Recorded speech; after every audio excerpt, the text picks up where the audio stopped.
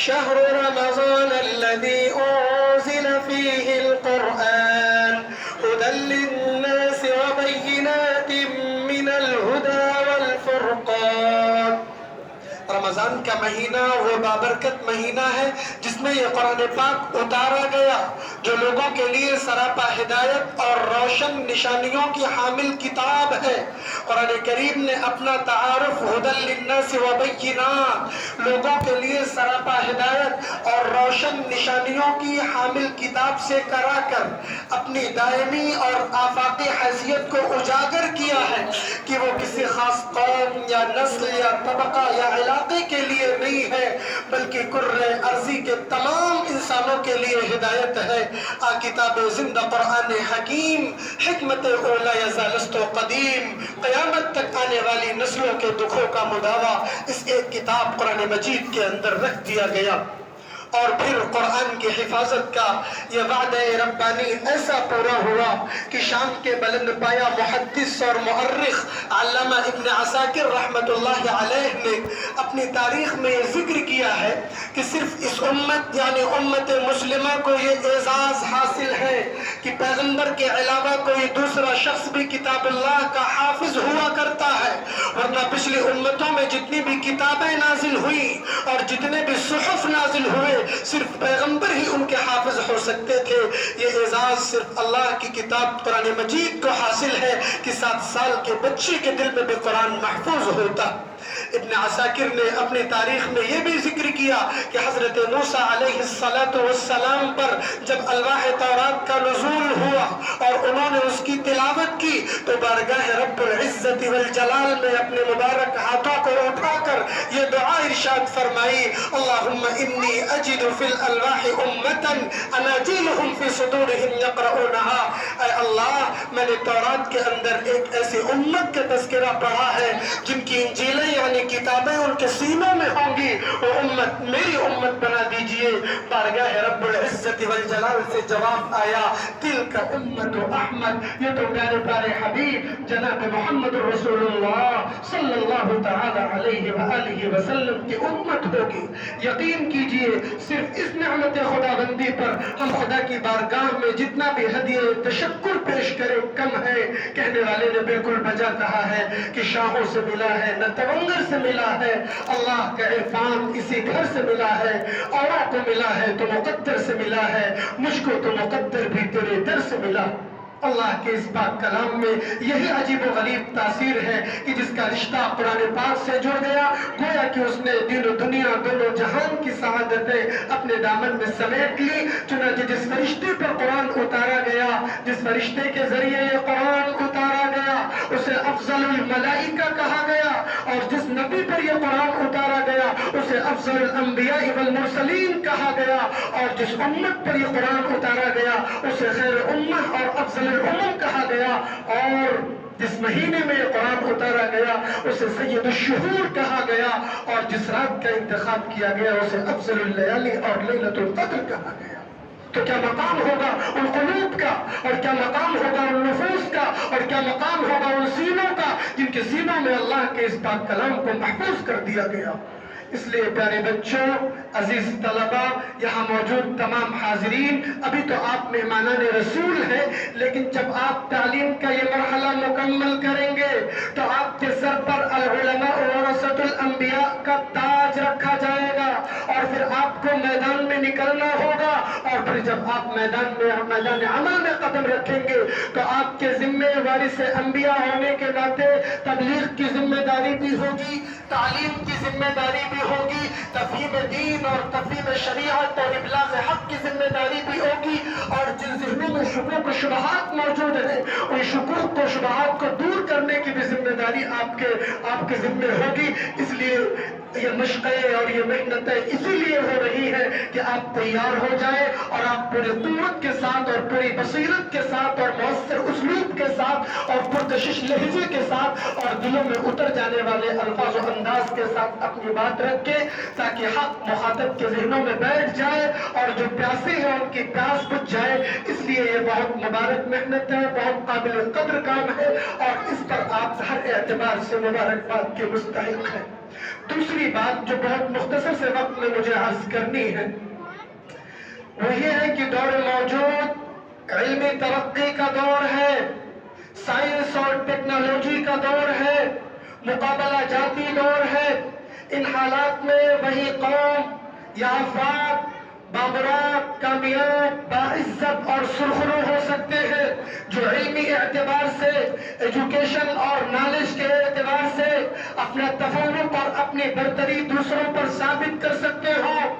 آپ کو اندازہ نہیں ہوگا کہ آپ کے اسلاف نے اور آپ کے اکابرین نے اور آپ کے آباء و اجداد نے تعلیم حاصل کرنے کے لیے کتنی محنتیں کی، اور پھر اللہ تعالیٰ نے ان سے دین کی خدمت کا ایسا کام لیا اور انہوں نے دین خدمت کا ایسا ذرے سلسلہ چھوڑا کہ جب تک دنیا قائم ہے ان کی خدمات کا تذکرہ بھی ہوتا رہے گا اور نسلیں فخر کرتی رہیں گی اور ان کی روشنی میں اپنے لیے سفر کا سمت طے کرتی رہیں گی۔ نام نیک رفتگا زائمکم تا بمانت نام نیکت برقرار، اپنے اسلاف، اپنے محسنین، اپنے صحابہ، اپنے مفسرین، اپنے مجددین، ان کا ذکر جمیل کیجئے، ان کا ذکر خیر کیجئے، قرآن پاک کی تلاوت کر کے اس کا ثواب ان کی روحوں تک منتقل کیجئے۔ یہ ہماری ذمہ داری ہے اور یہ ذمہ داری نسل بعد نسل دین و شریعت کے حوالے سے ہم تک منتقل کی گئی ہے۔ اس حوالے سے میں صرف ایک مختصر سا ایمان افروز واقعہ آپ کے سامنے ذکر کرنا چاہتا ہوں۔ امام مالک رحمۃ اللہ علیہ مسجد نبوی میں پڑھا رہے۔ مسجد نبوی میں ہمیشہ بڑے بڑے علماء پڑھاتے تھے۔ آج بھی آپ جائیں تو مغرب کی نماز کے بعد درس ہوتا ہے اور بڑے بڑے علماء پڑھاتے۔ امام مالک رحمۃ اللہ علیہ مسجد نبوی میں پڑھا رہے۔ ایک 17 سال کا مصری نوجوان آیا اور اس نے امام مالک کو سلام کیا اور پوچھا، افیکم عبد الرحمن ابن قاسم، کیا آپ کی مجلس میں عبد الرحمن ابن قاسم ہے؟ امام مالک نے ان کی طرف اشارہ کیا۔ عبد الرحمن ابن قاسم ان کی مجلس میں بیٹھے ہوئے تھے۔ وہ نوجوان آیا اور ان کی آنکھوں کا بوسہ دیا اور کان میں کچھ کہہ دیا۔ بس کان میں کچھ کہنا تھا کہ ان کی آنکھوں سے آنسوؤں کی لڑی جاری ہو گئی۔ امام مالک سمجھے کہ ان کے وطن سے آیا ہے کسی حادثے کی خبر لے کر، شاید وہ اسی وجہ سے ان کی آنکھیں نم ہوں۔ فرمایا، عبد الرحمن کیا بات ہے؟ کہا حضرت بڑی عجیب و غریب بات ہے، نہ پوچھئے، سکوت آمیز توڑے داستان درد ہے، ورنہ زباں بھی ہے ہمارے منہ میں اور تاب سخن بھی۔ کہا حضرت نہ پوچھئے، ہمارا معاملہ بڑا عجیب و غریب ہے۔ کہا بتاؤ کیا معاملہ؟ کہا حضرت میں مصر کا رہنے والا ہوں اور 17 سال سے آپ کی خدمت میں ہوں۔ امام مالک کی باتیں ان کو یا عبد مالک کہتی تھی، اے مالک کے غلام، کیونکہ اس کے تصور سے یہ بات پہلا تر تھی کہ غلام کے سوا امام مالک کی چوکھٹ پر 17 سال تک کون رہ سکتا؟ طالب علم 1 سال رہا، 2 سال رہا، 3 سال رہا، یہ تو 17 سال سے صبح کو آتا ہے اور شام کو جاتا۔ تو ان کو یہ عبد مالک کہتی تھی، اے مالک کے غلام۔ کہا حضرت میں مصر کا رہنے والا ہوں، میں جب وہاں مصر میں تھا تو میں نے آپ کی کتاب پڑھ لی تھی موطا امام مالک، لیکن مجھے بے چینی تھی کہ مصنف زندہ اور ہم دوسرے سے سبق حاصل کر رہے ہیں۔ ارے مصر جاتے ہیں، مدینے مصر جاتے ہیں، مصنف سے پڑھیں۔ لیکن میری بیوی تھی اور اس کے پیٹ میں حمل تھا، تو ان دونوں کا خیال مجھے مانے ہوتا تھا۔ ایک دن میں رات کو میں اپنے بستر پر کروٹیں لے رہا تھا تو جو میری بیوی رفیق حیات تھی، 24 گھنٹے کی ساتھی تھی، اس نے دیکھا اور میری تشویش کا اس نے احساس کیا اور کہا کہ آپ کروٹیں کیوں بدل رہے؟ کہا میں جو کروٹیں بدل رہا ہوں اس کا علاج تمہارے پاس ہے۔ کہا کیا؟ کہا میں امام مالک سے پڑھنا چاہتا ہوں لیکن وہ تو مدینے میں رہتے ہیں۔ تو کہا کیوں نہیں چلے جاتے؟ کہا اللہ تعالیٰ نے تمہارے نان نفقے کی ذمہ داری میرے حوالے کی، اس کو کون سنبھالے گا؟ کہا ارے حضرت ابراہیم علیہ نبی کی علیہ السلام نے حضرت حاجرہ کو چٹیل میدان میں چھوڑ کر گئے تھے، اللہ تعالیٰ نے ان کے لیے انتظام کیا تھا، آپ جائیے، اللہ تعالیٰ ہم کو بیار و مددگار نہیں چھوڑے گا۔ جب ایسا جواب آیا تو میں چلا آیا۔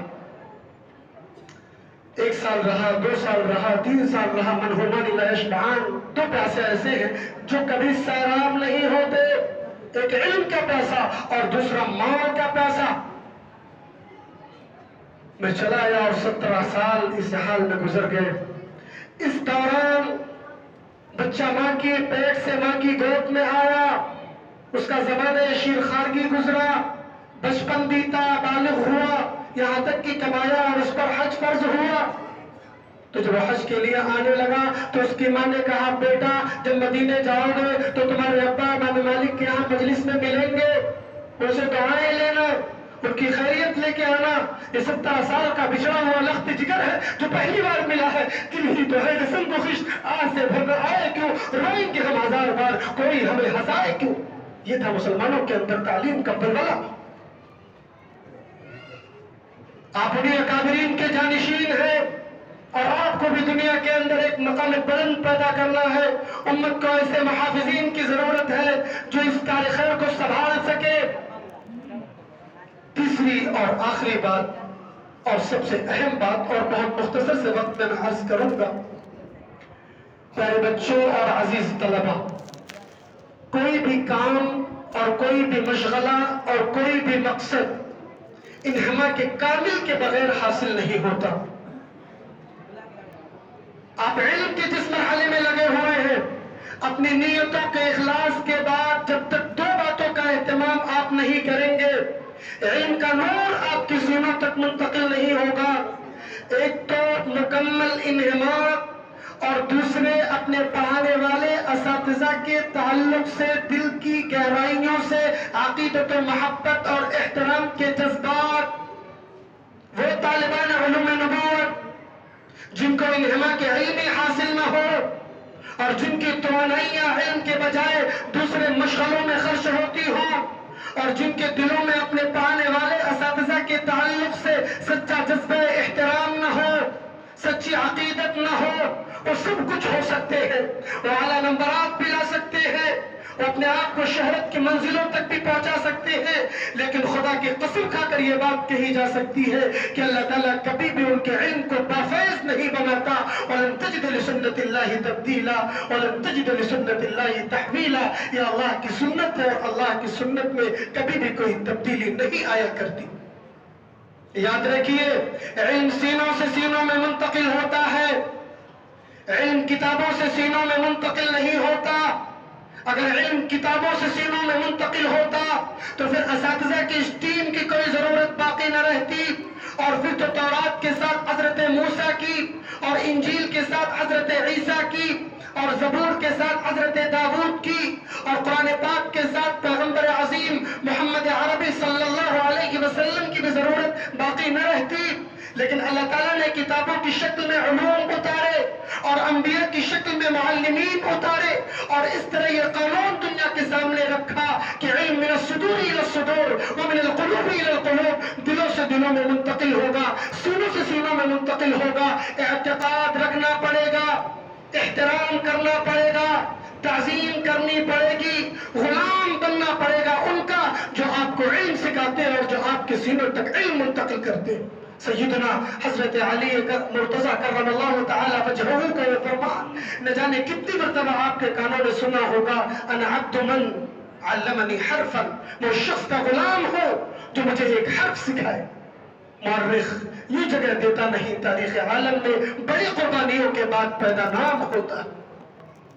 اسی طریقے سے علامہ زمخشری رحمت اللہ علیہ کے شعر آپ نے پہلے بھی سنا ہوگا. انہوں نے تفسیر کشاف لکھی, قرآن مجید کی انتہائی مستند تفسیر سمجھی جاتی ہے, اور انہوں نے اس تفسیر کے مقدمے میں اپنے شاگردوں کو خطاب کر کے چند اشعار لکھے ہیں. دل چاہتا ہے کہ وہ آپ کے سامنے بیان کر دیا جائے, اور وقت کی تنگی کی وجہ سے میں صرف اس کا پہلا اور آخری شعر آپ کو سناتا ہوں. انہوں نے پہلا شعر یہ لکھا اپنے شاگردوں کو مخاطب کرتے ہوئے, سحری بتنقیح العلوم الذ لی من وصل غانیت وطیب عناقی. کسی ایک علمی مسئلے کی تحقیق کے لیے پوری رات جاگنا دنیا کی تمام لذتوں سے زیادہ مجھے لذیذ ہے. علم کا ذوق جب اندرون میں حاصل ہوتا ہے اور جب علم کا شوق پیدا ہوتا ہے تو یہی کیفیت ہوتی ہے. اور دوسرا اور آخری شعر یہ لکھا, أبيت سهران الدجى وتبيته نوما وتبغي بعد ذاك لحاقي, کہ میں رات پر جاگتا رہو اور تم رات پر سوتے رہو, اس کے بعد تم یہ چاہو کہ تم کو زمخشری کا مقام مل جائے.